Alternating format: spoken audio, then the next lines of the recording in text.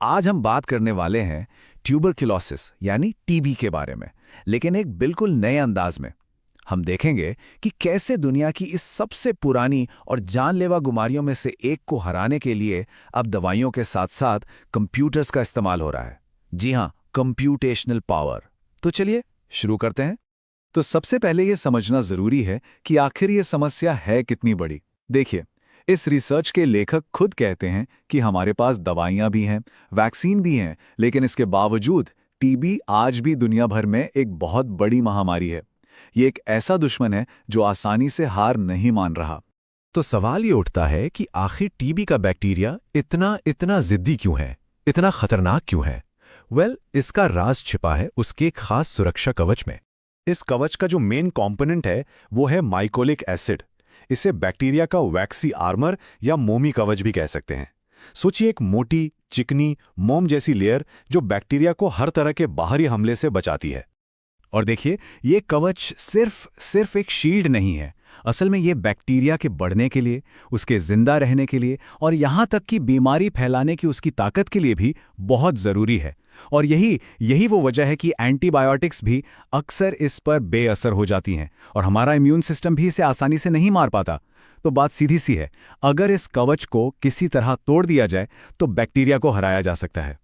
तो फिर इस कवच को तोड़ा कैसे जाए? देखिए, किसी भी चीज़ की कमजोरी जानने का सबसे अच्छा तरीका है ये पता लगाना कि वो बनती कैसे है ना? और बस यहीं से इस रिसर्च का असली और दिलचस्प काम शुरू होता है।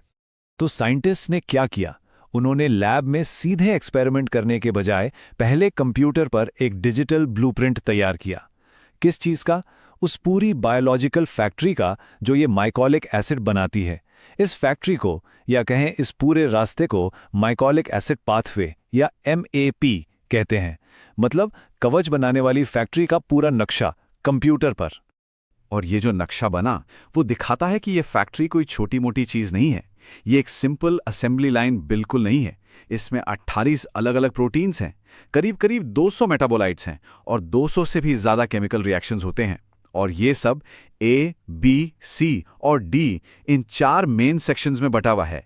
तो आप समझ सकते हैं कि ये नक्शा ही इस पूरी स्ट्रैटेजी की चाबी है। तो ठीक है, फैक्ट्री का डिजिटल नक्शा तो तैयार हो गया। अब अगला कदम क्या? जाहिर है, इसकी कमजोरियां ढूंढना। और मजे की बात यह है कि यह काम भी कंप्यूटर पर ही हुआ, बिना एक भी टेस्ट ट्यूब इस्तेमाल किए। इसके लिए साइंटिस्ट ने एक बहुत ही पावरफुल टेक्निक का इस्तेमाल किया जिसका नाम है फ्लक्स बैलेंस एनालिसिस या शॉर्ट में FBA। अब यह फैंसी नाम लग सकता है, लेकिन इसे आप एक तरह का डिजिटल स्ट्रेस टेस्ट समझिए। मतलब यह सिमुलेशन चेक करता है कि अगर हम फैक्ट्री के किसी एक हिस्से को खराब कर दें तो पूरी फैक्ट्री पर उसका क्या असर होगा। और यह सिमुलेशन करता क्या है? यह बहुत स्मार्ट है। यह कंप्यूटर पर ही एक एक करके हर उस जीन को डिलीट या नॉकआउट करके देखता है जो इस फैक्ट्री का कोई ना कोई हिस्सा बनाता है। और इसका मकसद बस एक है, यह पता लगाना कि भाई कौन सा पुर्जा इतना जरूरी है कि अगर उसे निकाल दें तो पूरी की पूरी फैक्ट्री ही बंद हो जाए। और FBA कितना पावरफुल है ये यहां साफ साफ दिखता है।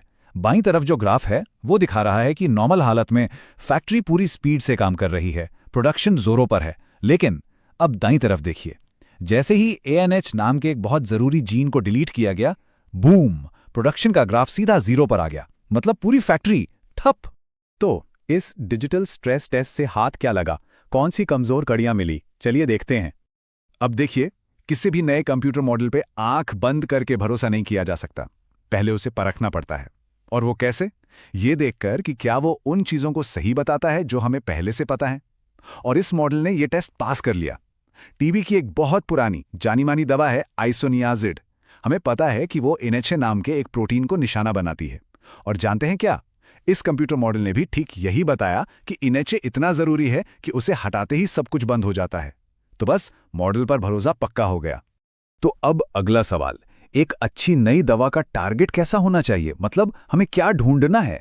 इसमें 2 बहुत जरूरी शर्तें हैं। पहली, वो टारगेट बैक्टीरिया के जिंदा रहने के लिए एकदम जरूरी होना चाहिए, उसके बिना बैक्टीरिया का काम तमाम हो जाए। और दूसरी शर्त, वो टारगेट सिर्फ बैक्टीरिया में होना चाहिए, हमारे यानी इंसानों के शरीर में उससे मिलती जुलती कोई चीज नहीं होनी चाहिए। ऐसा क्यों? ताकि दवा सिर्फ और सिर्फ बैक्टीरिया को मारे, हमारे शरीर को कोई नुकसान ना पहुंचाए। और इन सारे सिमुलेशन और चेक्स के बाद रिसर्च का जो नतीजा निकला वो ये है। ये एक पूरी शॉर्टलिस्ट है उन प्रोटीन्स की जो दोनों शर्तें पूरी करते हैं। मतलब ये टीबी बैक्टीरिया के लिए ज़रूरी भी हैं और इंसानों के लिए सेफ भी। ये तो एक तरह से खजाने का नक्शा मिल गया। अब दवा बनाने वाली कंपनियों को पता है कि उन्हें ठीक कहाँ पर निशाना लगाना है। तो ठीक है, ये सारी बातें बहुत दिलचस्प है, लेकिन इसका असली दुनिया में, रियल वर्ल्ड में क्या फ़ायदा है? इसका सबसे बड़ा फ़ायदा है दवा खोजने के पूरे प्रोसेस में। सोचिए, पहले दवाइयाँ कैसे खोजी जाती थीं? सालों लग जाते थे। लैब में हज़ारों लाखों कंपाउंड्स को बस अंदाजे से टेस्ट किया जाता था, एक-एक करके। लेकिन ये नया तरीका, ये तो गेम ही बदल देता है। अब अंदाजे लगाने की ज़रूरत नहीं। ये हमें सीधे सीधे उन टारगेट्स की एक छोटी सी एकदम सटीक लिस्ट दे देता है जिन पे हमें फोकस करना है। सोचिए कितना समय, कितना पैसा और कितनी मेहनत बच गई। तो कुल मिलाकर इस रिसर्च ने हमें दवा खोजने का एक नया स्मार्ट ब्लूप्रिंट दिया है। सिर्फ 4 स्टेप्स। स्टेप 1, बीमारी का एक सटीक डिजिटल मॉडल बनाओ। स्टेप 2, कंप्यूटर सिमुलेशन चलाकर उसकी सबसे कमजोर कड़ी यानी चोक पॉइंट्स ढूंढो। स्टेप 3, उन टारगेट्स को पहचानो जो सिर्फ बैक्टीरिया के लिए खास हैं। और स्टेप 4, बस उन्हीं चुने हुए टारगेट्स पर लैब में फोकस करके एक्सपेरिमेंट करो। कितना सीधा और असरदार तरीका है। और जानते हैं सबसे बड़ी बात क्या है? ये कहानी सिर्फ टीबी की नहीं है।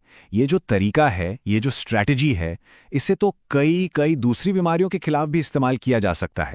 ये एक मास्टर प्लान जैसा है। और ये सब हमें एक बहुत बड़े सवाल के साथ छोड़ जाता है। जरा सोचिए, अगर हम बीमारियों को लैब में टेस्ट करने से पहले कंप्यूटर पर ही उनकी कमजोरियों को समझ सकें, तो हम और कितनी जानलेवा बीमारियों को हरा सकते हैं। हो सकता है आने वाले कल में नई दवाइयों की खोज किसी बायोटेक लैब में उतनी ही हो जितनी सिलिकॉन वैली में।